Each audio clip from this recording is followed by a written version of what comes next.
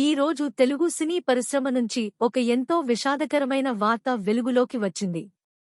ప్రముఖ నటుడు మరియు సోషల్ మీడియా స్టార్ ఇక ఈ లోకంలో లేరు.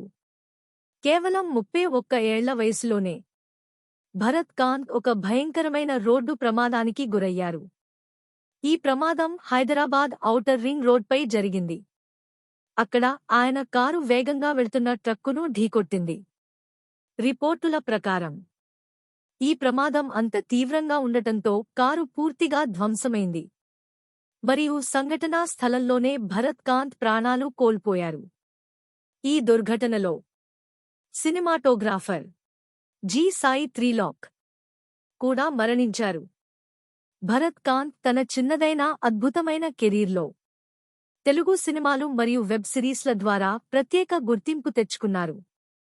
ఆయన గ్రామం, టెనెంట్ మరియు పార్వతీ పరమేశ్వర్లు వంటి ప్రాజెక్టుల్లో నటించి తన నటనతో లక్షలాది మంది అభిమానుల మనసులు గెలుచుకున్నారు. ఆయన ఆకస్మిక మరణ వార్త బయటకు రాగానే సోషల్ మీడియాలో విషాద ఛాయలు అలుముకున్నాయి.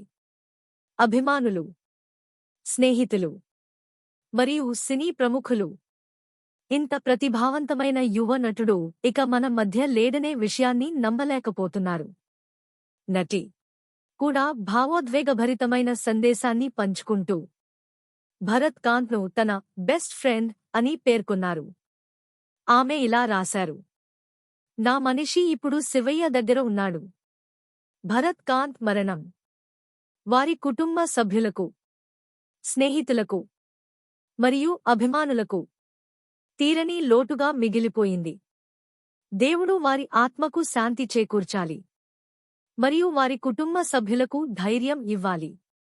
మీరు కూడా భరత్ కాంత్కు నివాళి అర్పించాలనుకుంటే కామెంట్లో rest in peace Bharat Kanth అని తప్పకుండా రాయండి.